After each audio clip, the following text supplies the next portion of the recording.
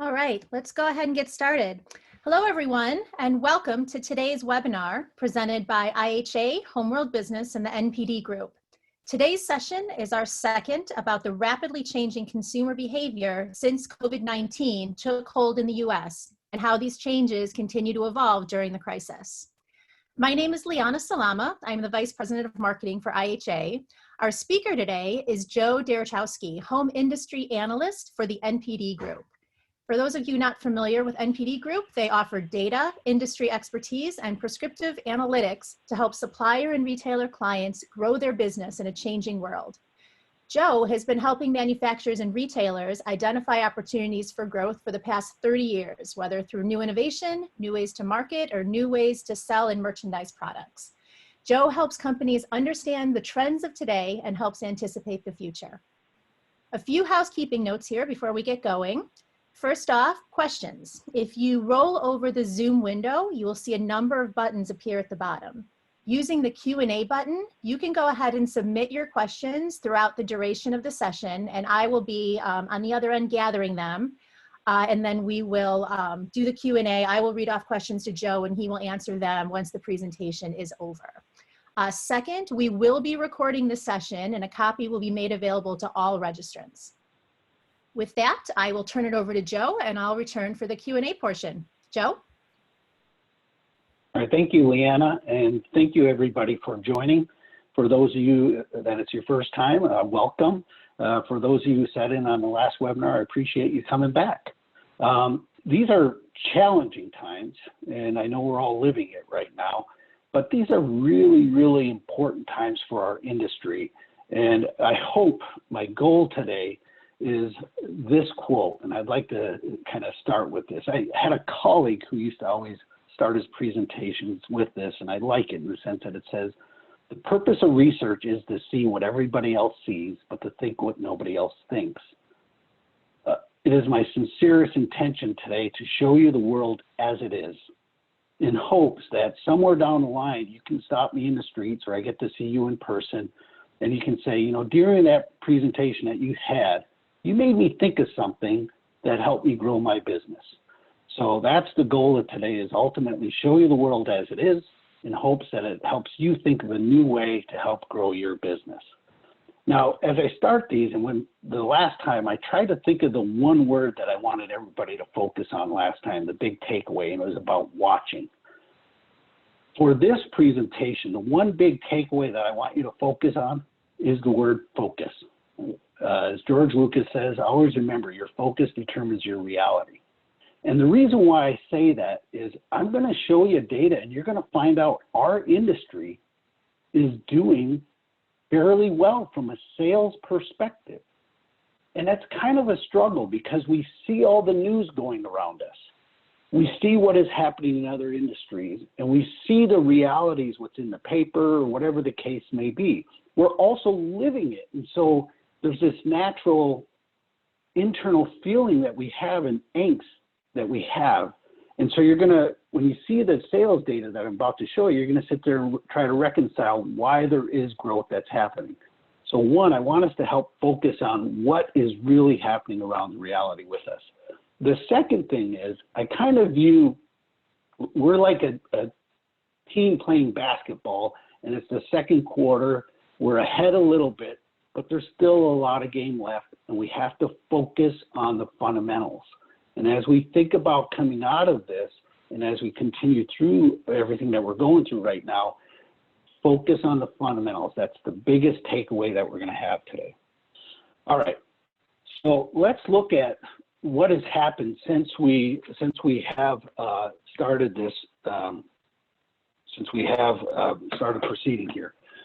The industries that we have, if you look at in the blue, the industries, the dark blue especially, a lot of industries are declining. Sports, accessories, apparel, beauty, footwear, watches. You see all the things that you would be expecting that were declining tremendously at that time. But yet, look at what's happening with housewares and small appliances. Small appliances has grown every single week since the lockdown occurred March 15th.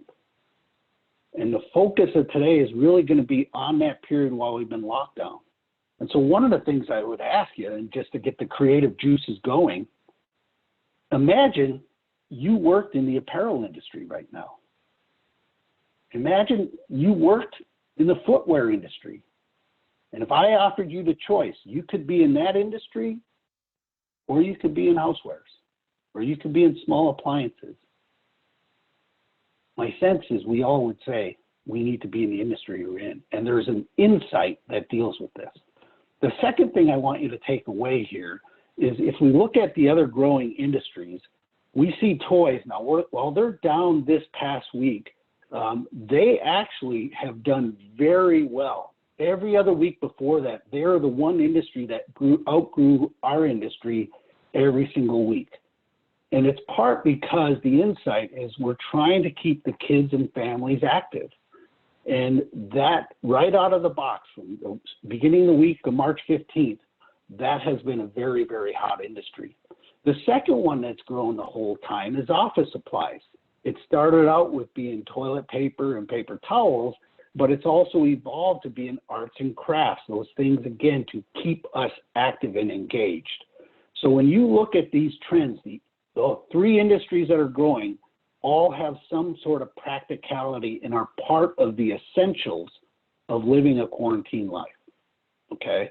Now, I will say the blue bars that you see, those are trending week to week. So what are the dollar sales this week versus last week, as opposed to comparing it to a year ago? And some of those industries declining at least look like they're starting to bottom out and starting to head back up. We still got a ways to go, but they seem to be past the bottoming out phase.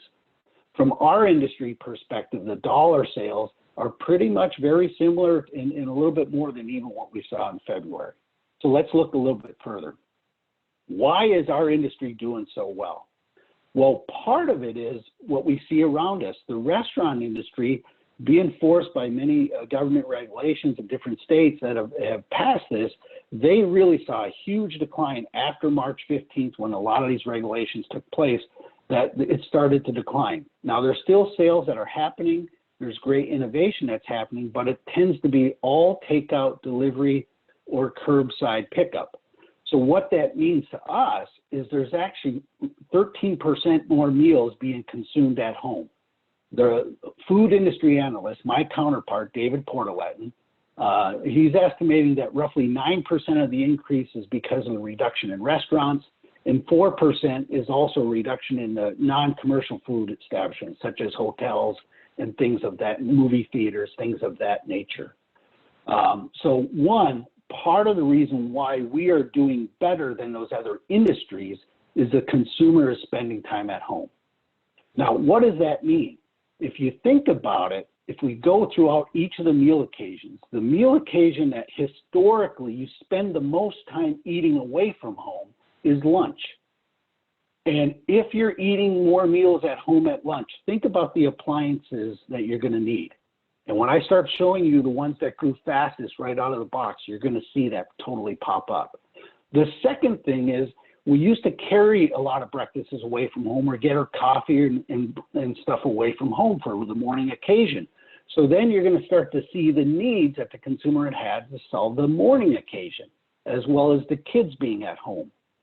And then the longer we spend time in the home, we then start to focus on dinner. And you're going to see this kind of pattern play out in the sales data when I show it to you in a second. The final piece of the puzzle is snacking. So as we spend time home, as we have this discomfort and anxiety, you're going to see this growing need for snack foods, which also evolves into this new set of behaviors. And you're going to see baking and a lot of those behaviors also increasing at this period. So I use this as a setup as we're about to see our data that gives you a sense of what's driving it. One last point and a strong suggestion for everybody. David, if you're not connected to him in LinkedIn as well as in Twitter, I highly encourage you to do it. He sends out material a lot of times on eating patterns and how people eat. It's really well worth the read that he has. He is the author of a report that we have called Eating Patterns in America. He's just a wealth of knowledge and a really wonderful guy, a great resource. So I link up with him on LinkedIn if you can. All right. So with that as a backdrop, let's look at the trends over the last 5 weeks. So this is, think of March 15th. That's the week that the kids were home for the most part. That's the week that employees were told to stay home working from there. That's the week that also we started seeing retailers shutting down and closing some doors at that period. So I'm looking at data from that time, March 15th to April 18th. What are the sales that we've seen? So first of all, you're going to find out, look at home environment. So think of floor care, home comfort, those type of categories. It has been grown dramatically over the last over that years prior, those 5 weeks, years prior. Kitchen electrics has grown dramatically over that period. Housewares, while that's down, it's actually going to be growing, and you'll see this coming up. It started out as in the non-essentials list, but the longer we're spending our time in home, it's becoming more essential. Same thing with personal care. So let's look at this specifically and what's underneath it. Here's how I interpret the data, and you're going to see this coming up. If you think of Maslow's hierarchy of needs, that's basically what has happened in our sales data, and you're going to see it. For those unfamiliar with Maslow's hierarchy of needs, you got to solve the bottom need before you can get to the next need, and so on and so forth. And it's the same thing. The first week that we did lockdown, that first week ending the 21st of March, it was about the physiological.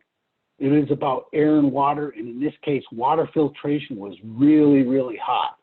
We saw things running out of stores of bottled water at that time.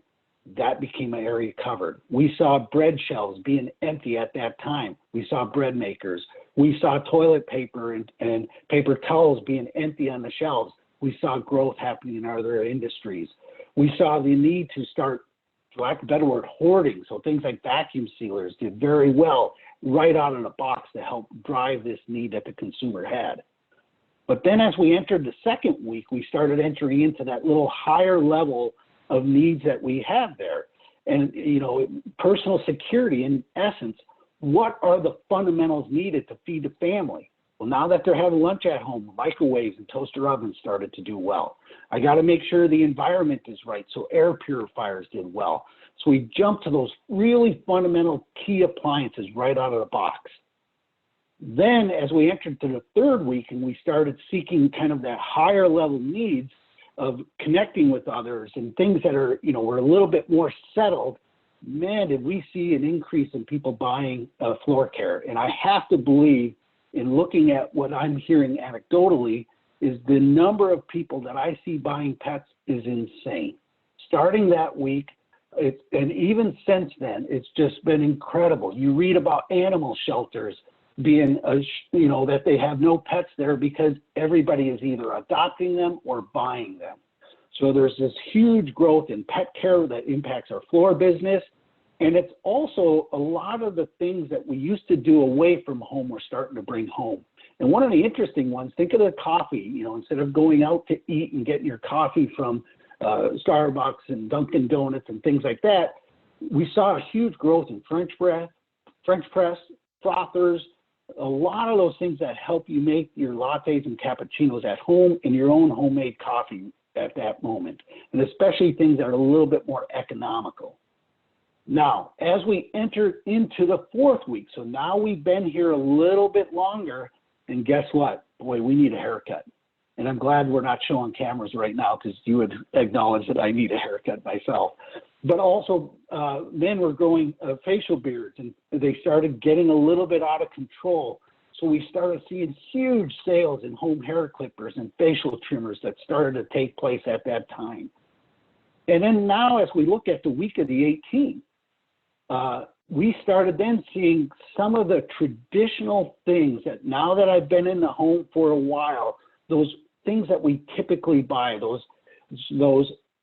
know what, I really want my latte and cappuccino to taste well, but I need the convenience part of it, so I do the espresso makers.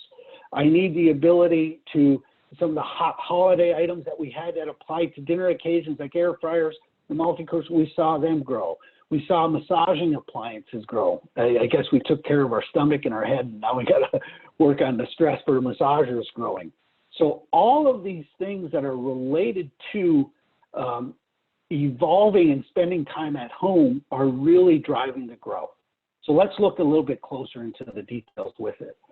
If we do it from a trend perspective, you're going to see right out of the box, this green line of home environment started out hot by water filtration, and it continues hot.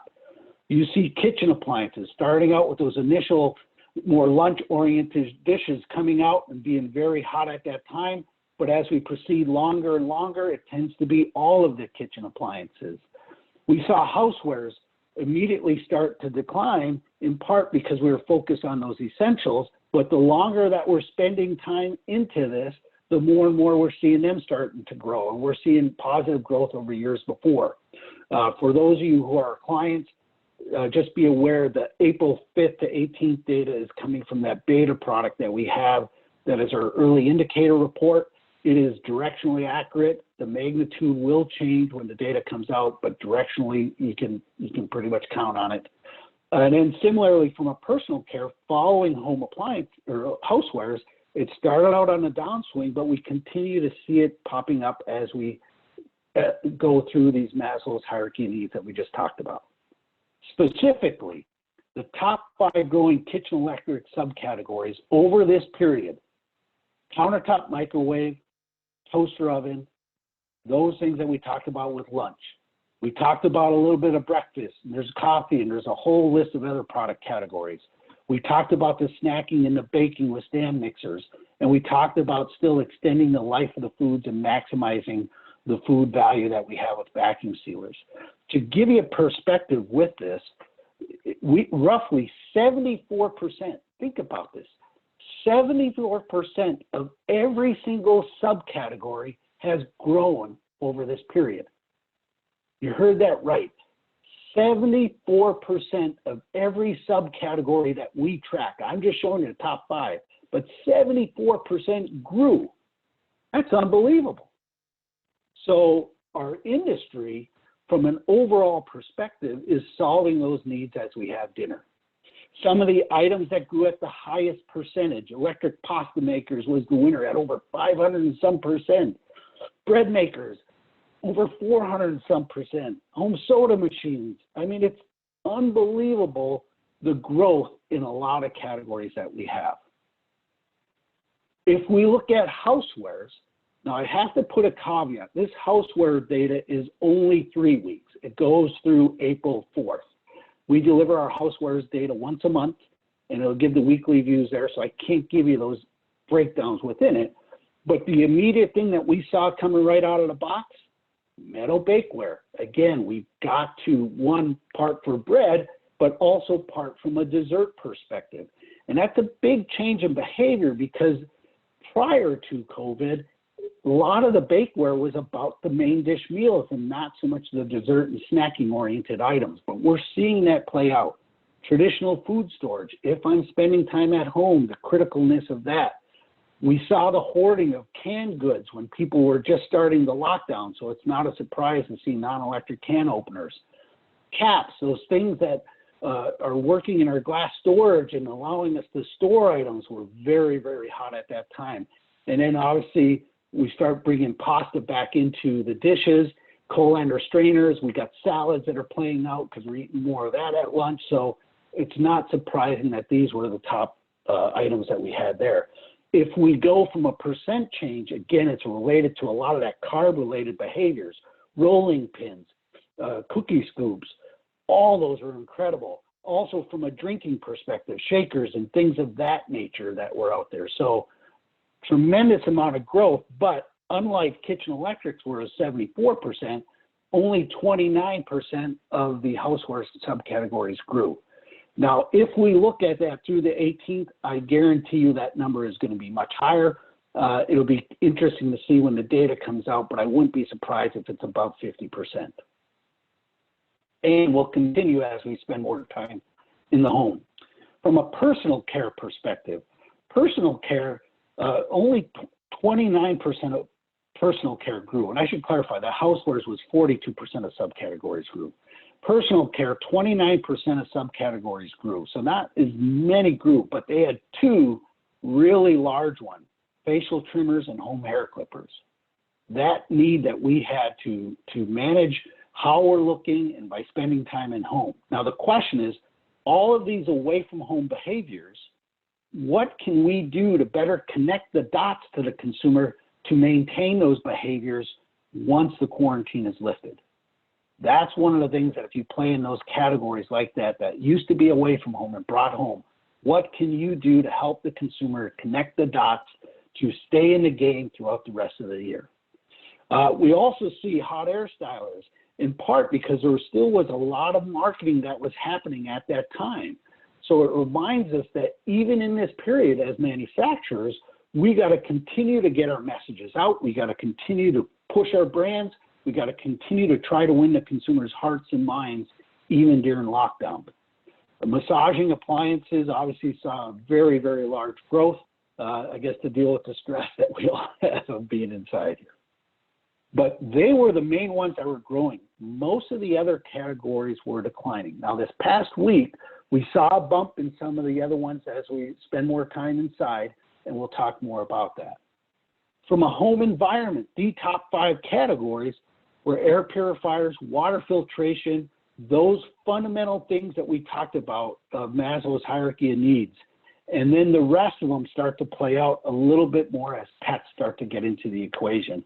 In fact, from a home environment, 70% of subcategories grew. So it's unbelievable to think that we are getting more than 70-some%, more than 50%, let alone 70-some% of subcategories growing.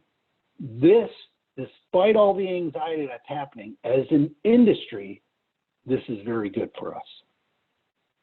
All right, so what are the consumer needs? If I had to summarize all the consumer needs that are going on, this is the list that I would be thinking about. So when we started this lockdown, the focus was being essential. But now that we've been into it and the longer we're on it, it is critical that all of us, manufacturers and retailers, that we be agile right now. It's critical that we can see how can we tie our products into these consumer needs. How can we help solve these needs for our consumers in a different and better way? How do we help manage the boredom of the kids being at home and the stress of parents working in that environment and keeping everybody active? And it's not just the kids, it's also the parents. How can we, is it cooking classes? Is it ways to get the people involved? Is it more homemade dinners? What are the things that we can do to solve the boredom? We are becoming, I have to believe, a little bit more germophobic. And in such a way, there should be a huge opening of new products that we come out with. Handheld specialty products have grown more than 240% over this period. I have to believe the number of innovations that can happen here to clean different parts of the home or different behaviors, this should be a Pandora's box of just new products that should come out to help manage this concern that the consumer has. Now, as retailers too, though, we need to be thinking about how can we manage the whole path to purchase and the concerns that this plays out. All of us have probably did some sort of takeout from restaurants at some point. It's been fascinating to watch the evolution of that industry, which is really always cutting edge, of how they've evolved from this whole delivery process to make it easier and more healthier for the consumers. Are there things in our industry, whether we're doing direct to consumer, whether we're doing online shopping, or just even between manufacturer and retailer, are we doing all the things that we can solve in this space? We talked about carbs. You know, heading into this, we were pretty much about intermittent fasting. We did paleo before, we did keto. There was all these things where carbs, in essence, were de-emphasized in the diet. But when you look at all the categories related to carb-related behavior, they're all skyrocketing. They're all skyrocketing. So there clearly is a change in the consumer behavior and more of an acceptance with it, part from a taste, part from an activity, part from a stress, and part from a leftover and getting the most value out of food. We talked about pets. Don't underestimate that, as well as how that'll play once we get done with lockdown. We see tremendous changes in grooming behavior happening as we speak, more or less right now in cutting hair and managing beards, but there are more. We see IPLs are up very, very much as well. there are things that are at play here that will continue. The consumer is seeking comfort, very similar to what we did after 9/11. When we saw comfort, it's the same thing here. And so this opens up the door to what is that going to be? Does it relate to bedding? What it really probably relates to right now when you think about that Maslow's hierarchy of needs of just every week progressing, we're basically almost in the midst of retail therapy. We looked at the data, we see even some of these other industries this past week do very well. Now, part of that could be the stimulus check, but part of this is this angst of just, I need to do something. And so retail therapy is out there, which could open up the doors for all categories. We do see some people making home improvements and home projects happening. And are there ways to play in that, whether it's window treatments or things of that nature? There's a lot of ways we can play in that space. And last but not least, because we eat at home, we always know we get more frequent with that behavior. We hear a lot, we read a lot about people talking about the anxiety of gaining weight. And so there's very much going to be this need to cut the weight part down. Now, to give you a perspective, the heaviest dieting months historically have always been March and June. We're entering into that time period again. If people are gaining weight because they're spending more time at home, if they're snacking more, if you're spending more of those areas, there might be another opportunity for people to play in that space to help solve that issue. And isn't it amazing that those are the needs, and I hope you've probably seen them amongst your friends and family, and to contrast it to where we were 6-8 weeks ago. Because the 5 years leading up into that, it was more about health and wellness in a broader definition and keto related and not as much weight related. We were still doing convenience, whether you're multi-cookers or your robotic vacuums or things of that nature that save time. It was entertaining, was all the things that were happening, whether it was more selfie-oriented products or those things that allow you to cook outside. We saw garment steamers, those things that are related to experiences up. We saw casual dinnerware. We saw hairstyling tools that helped you have a more casual look at play. All of these things, while very important, it's amazing how in just such a short period, our focus has really evolved to some things a little bit different. So what should we be keeping an eye on as we progress forward? Well, one, as the weather starts to get warm, I would keep an eye on outdoor living, just spending time outside, whether we go to beaches or pools, or even if we can't, I would keep a watch on it. Maybe it's just the backyard sprinkler systems, but there's going to be something to get out of the house and spend as much time outside as possible, which could open up a whole new set of needs for us. There's also going to be people that are going to be eating outside, whether it's making their own meals or whether it's entertaining, but maybe we need to be watching. Is it going to be entertaining maybe just a few people instead of a whole group of people that we did before? So I would keep an eye out with that, but I have no doubt that there's going to be more outdoor cooking and a little bit more outdoor entertaining. I would also suspect the ability to interact with others, whether it's date night with your spouse or significant other, or whether it's just meeting out with friends and doing some sort of activity together. All of these are going to open the door for us. Maybe we're going to start to dress a little bit more formally. We've been in our yoga pants long enough that now we'll start to get a little dressed out, this craving that we're going to have. We also need to keep an eye on what's going on with back to college, because there's a lot of, some colleges are asking for checks starting right now to start preparing for it.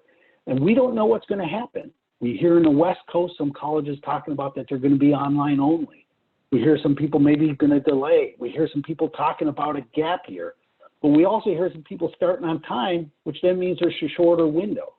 So while I don't have the answers to these, I strongly encourage us to keep watching this, because these are clear opportunities for somebody who is agile to solve these needs. And it's not just these needs, but it's the other life moments that we need to be agile and watch what the consumer does when the lockdown happens, and be listening to their Facebook feeds, be listening to the group texts that people have. Is wedding season going to change? I've got a friend who manages a chapel in Vegas. They got shut down for a bit, but they're going to be stretching things out over time. Are people going to be moving it to the fall? Are they going to do more experiences weddings? monitor what's going to happen there. Moving season, interest rates are low, but employment is up. How's this going to all play out? Our kitchen remodel is going to happen. So I would be monitoring the moving season that is also at play once the lockdown happens. And last but not least, in the fall, what's going to happen to tailgating season? Are these sporting events going to happen? Or is this another market for us? Is it going to be pushed back? So I would continue to monitor all of these big events down the road. All right, a couple other things to pay attention to. As you would expect, we are shopping more online and less in store. This is using our checkout tracking, which is a receipt-based behavior, and we're doing an index to what the number of receipts that we used to get prior to this. And online is up 16%, while in-store is down roughly 23%. Not down to zero, so this is across total spending. This is not just in the home, but it's across total spending that we do see the shift migration to online. And that has led to a lot of innovations, whether it's curbside pickup, whether it's deferred payments, whether there's innovation in financing.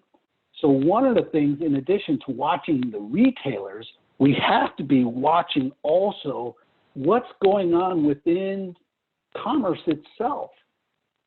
And is this something that we can leverage going forward? One, for our own stores, or maybe it's even for things beyond it. I read an article where the CEO of Best Buy talked about some people driving up there were just wondering what was going on. Well, that makes me think, will sidewalk retailing return? Is there an opportunity there? I hear people, what are we going to do with back to college? Is it a case where maybe those students who are going to be struggling with delivery, maybe there's new ways that we have a college side pickup that becomes more of a factor? Be thinking about how can we take some of the things we're seeing today and apply it to our businesses in a different way that we've never thought of. I see things, we see a lot of virtual and technical things. Virtually, all of you are probably communicating with some of your friends at some point. But as that innovation continues, is that going to play not just a way for you to speak to your consumers differently, but is it a way maybe for retailers and manufacturers to talk to each other differently? I saw a friend of mine talked about how there's a conference association they're working in, they're trying to build 3D imaging to do virtual conferences so that a brand can tell its story in a much different way. Think of Minority Report, that old Tom Cruise movie. Are things like that going to happen that we can suddenly say, you know, I'm going to put that into the retailer aisle? I've got people who struggle on which vacuum cleaner do I buy, or do I buy a food processor or a blender? Maybe there's ways that we can use technology to really solve the consumer pain points that they have in making the decisions on what to buy. So keep an eye out what's happening there. So I started the first presentation a month or so ago with this quote. You can observe a lot by watching. I cannot encourage us enough to keep this up. If you are not asking your employees to aggregate the Facebook feeds, the group text messages, the things that they have, especially by different life stages, that you can sit there and listen and read what is the insight. I talked about a concept test, and for those who haven't done a concept, the concept basically has 4 elements. It's a tool that a lot of CPG companies use to help vet ideas, whether products, advertising, and they basically have, you know, a consumer insight, you know, a hook, a benefit, a reason to believe, and a price. The reason to believe is a technology. Our industry has historically focused on bucket 3, but it's bucket 1. The consumers, these things that they crave, the I wish, I miss doing this, I hate, the passion that they have, some sort of truth that they're feeling at that moment. If we can focus on that and solve that, all great big innovations happen by that. Those are the ones that stick. And right now, we are living in the world's largest ethnography. You couldn't pay for this as a researcher. You have consumers willingly telling you about their frustrations, about their wishes and their desires.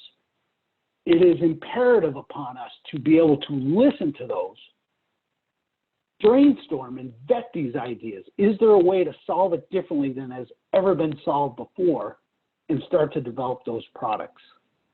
If you don't have a concept testing system, I highly encourage you to use it. There's companies like ours or others out there that do testing, but in a time like this, there are ideas to be created, and you should be brainstorming like crazy. You should be vetting them and focusing on them so you make the wisest spend you can do down the road.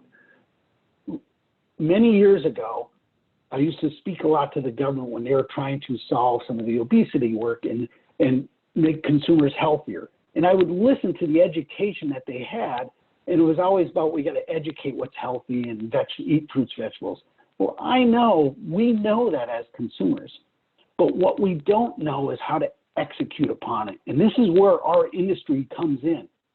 If we truly live this, we watch intently, we vet, we brainstorm intently, we can impact the lives of consumers for decades to come. We can move our industry 50 steps ahead of where we'd been if we didn't have this.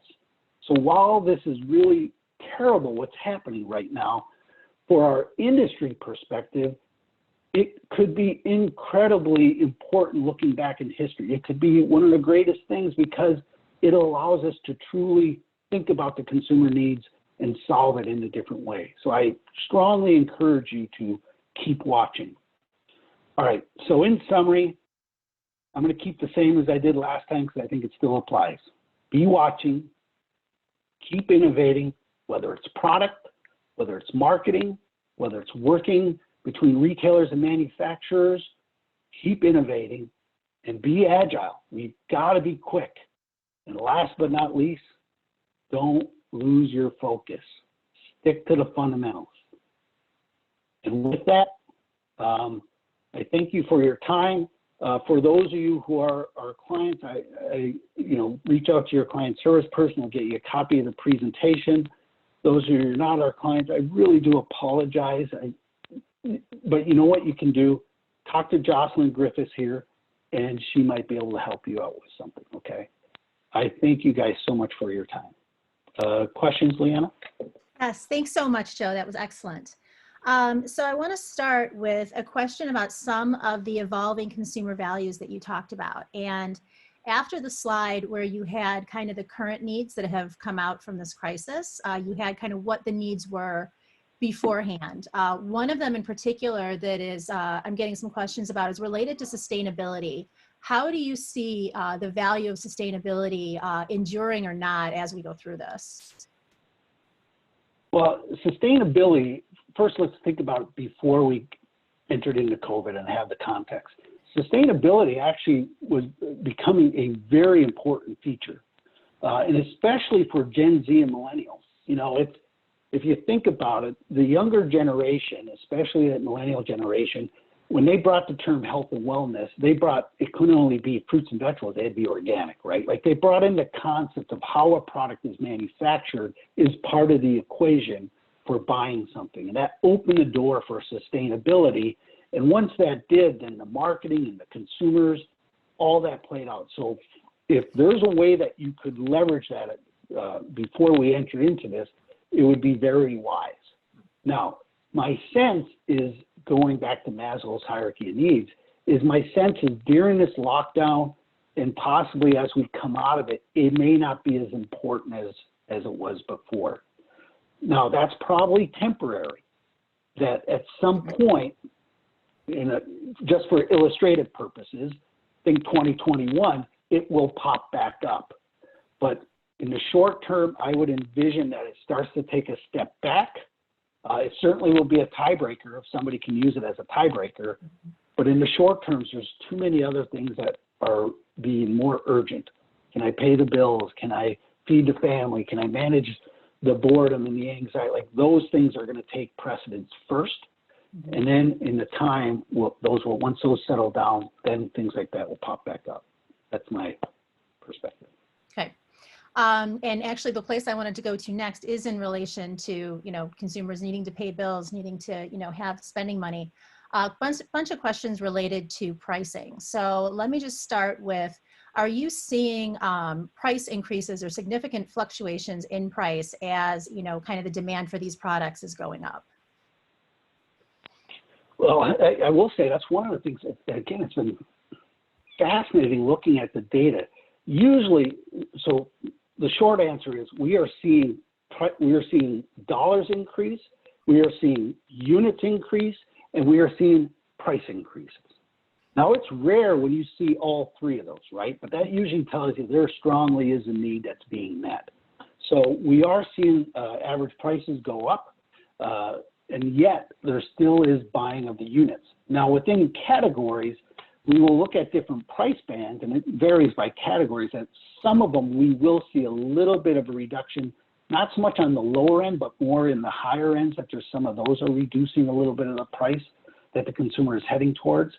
But right now, I think the main focus is this balance of, well, to put it in context, before heading into the pandemic, it was about value more than price. While we're in the pandemic, it's a little bit of both. And I know that's a cop-out, but it's a slight change for those ones that don't have as much value. But the other one is, if I'm spending time at home, and I'll use coffee as an example, if I'm going to have a cup of coffee and I used to get it away from home, you know what? I want it to taste good. It's more important for me to taste good than about price. And I do think we have to, one of the critical pieces with price too, is sometimes people are going to ask which of these behaviors are going to maintain or not. Yes. And the strongest thing, the smartest thing we as an industry can do right now is connect the dots to the amount of money that the consumer is saving. It is 3 to 4 times cheaper to eat at home than it is away from home. Now is the time to help the consumer connect the dots. Never underestimate how lazy we can be. Don't leave it to the consumer to figure it out. Don't go, oh, they'll calculate. No, help them calculate it. Help solidify that point in their mind. If we can do that, that will help us the rest of the year in going through this. So the ability for the consumer to pay for value is important, but the ability also for manufacturers and retailers to communicate the benefits of having our products as opposed to the alternative, going out to get a haircut or whatever the case may be. If you can show the amount of money they're saving, you might be able to really change that behavior long term. I think that's really interesting, Joe, especially in context of, one of the other questions that I was going to ask is related to how, rising unemployment or, any kind of salary reductions that people are taking on will perpetuate some of these trends and force people to bring more of the services and activities they might normally have done out of home. They may keep them into home post-crisis. You'd agree with that? The opportunity is going to be there. And it's a challenging time when they're going to struggle with, how do I manage my budget? And so a lot of times we are always thinking our price as a transaction and what it is right now, but not realizing that the consumer is thinking about their overall budget. And the consumer has shown historically, from an eating trends perspective, being extremely creative to never let the cost of food outpace their budget. The only time it's ever happened is 1946. Since 1945, we've always come up with different ways, whether it was we'd go to a restaurant, we'd drop the side dish, or we'd drop the beverage. In our case here, one of the things we know historically during other times is we did a lot more one-dish meals or batch cooking, so things that you might do in some sort of either bakeware or appliance that allows you to do one-dish meals and create leftovers. And then all the products related to that, all the gadgets and things related to that to make that happen is a way to save money in the food storage. Mm-hmm. So if we can connect those dots to the consumers, don't let them figure it out and calculate how much money they're saving, we can really change that time. Yeah. And then related to some of the uptick in purchasing right now, as you think about, throughout the duration of the year, if we hypothesize that things will start to open back up again and things will start to, maybe not go back to normal, but start to loosen up here as we go through the year, is it likely that, the growth we're seeing right now is actually going to be, I'll just say, cannibalizing growth later in the year that would normally happen around, Christmas time or, Prime Day or any of that? That's a good question. It's a hard one. You know, that's one that I don't think anybody has the answer to it, but I can tell you what my perspective on it is. If on the one hand, you could see a little bit of a dent with that. But I could counter that argument by saying, you know what? I've got people doing more of a behavior. And if I'm watching and listening to the needs, I've got a whole bunch more behavior to solve. And if I can solve those needs and speak to the consumer, since they're already in the market, I have a chance to grow. So it's one of those things where part of you says, could you see this be a little bit upfront? But another part of you says, you know what?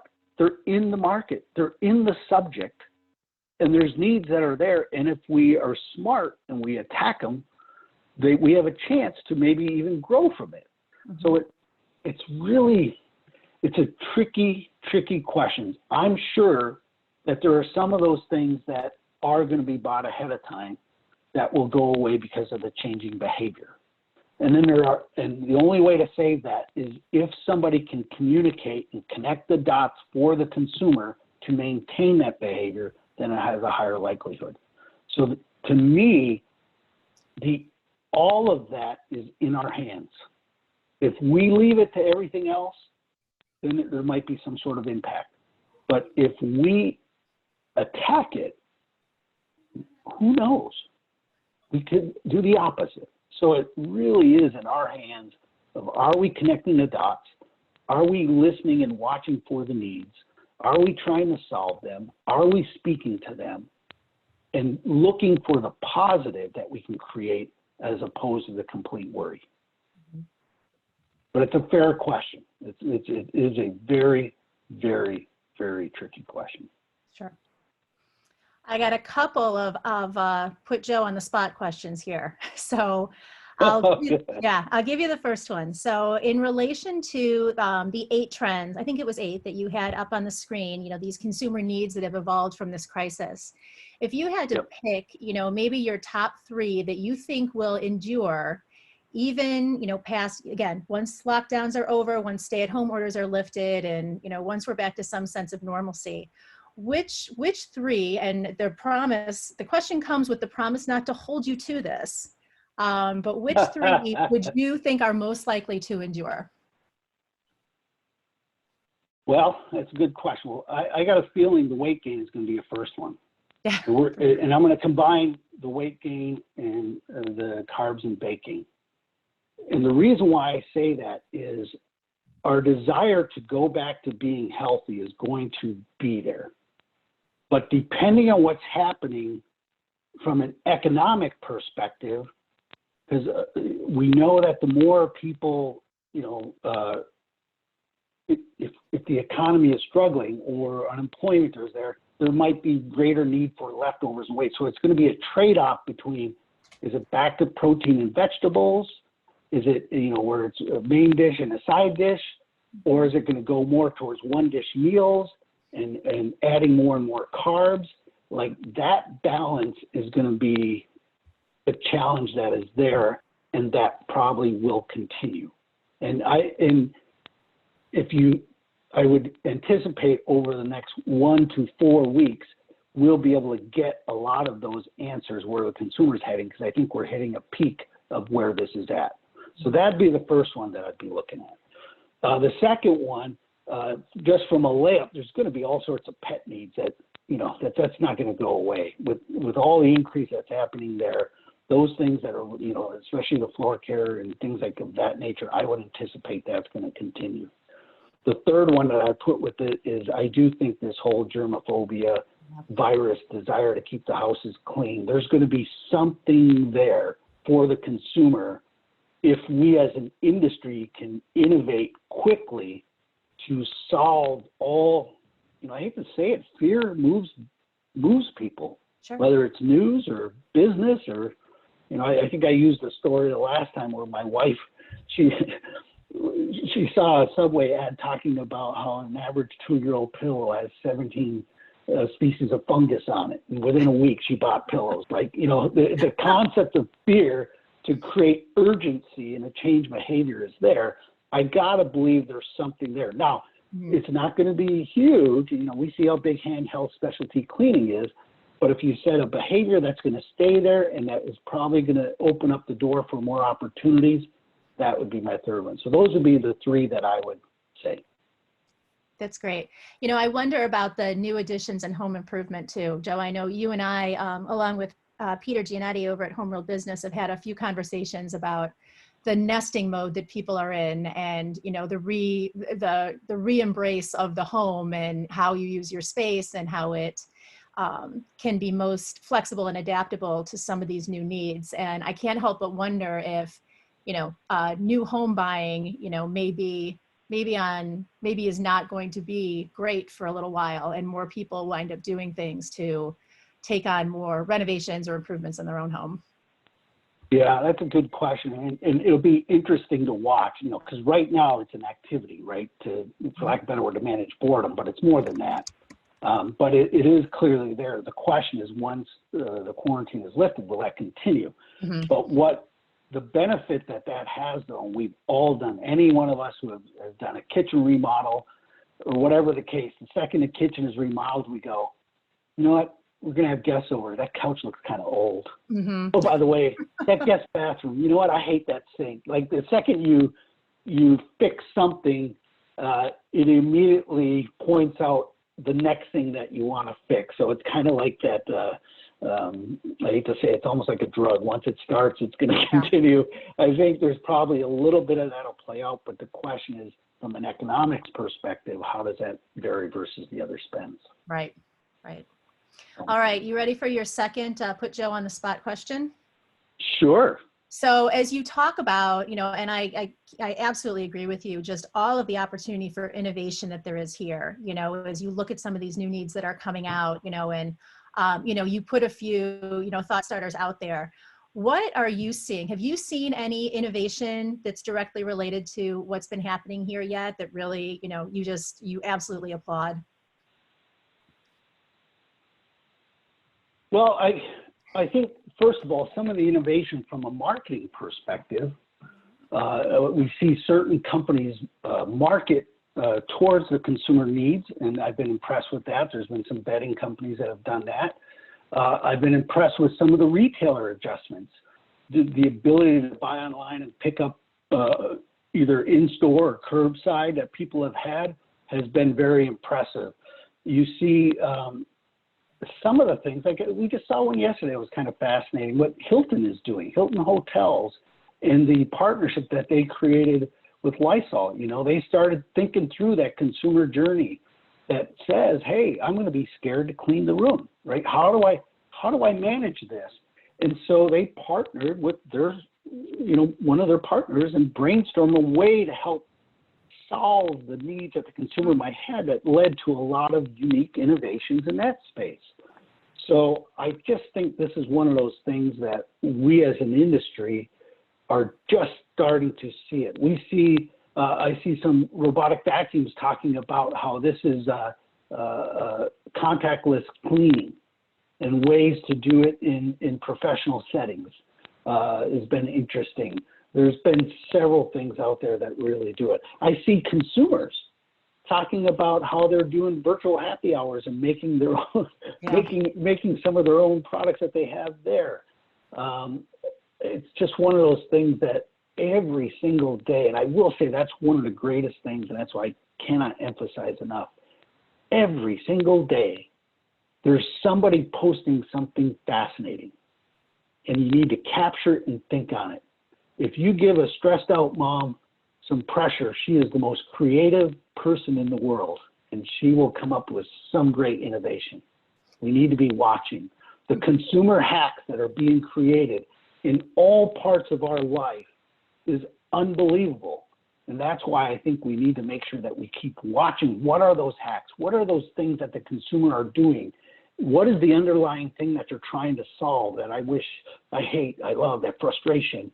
And can I do it better, faster, cheaper, healthier, safer, some sort of can I do that behavior better than what's being done right now? Every day you're seeing this. Well, I think that is a wonderful way to wrap up what has been an outstanding session here, Joe. Thank you so much for your time and for your expertise. I just want to conclude by making sure to remind everybody that this session has been recorded and will be available on the homepage of housewares.org within the next day or so. There's also several other webinars up there with information that we've been pushing out related to managing business through this crisis.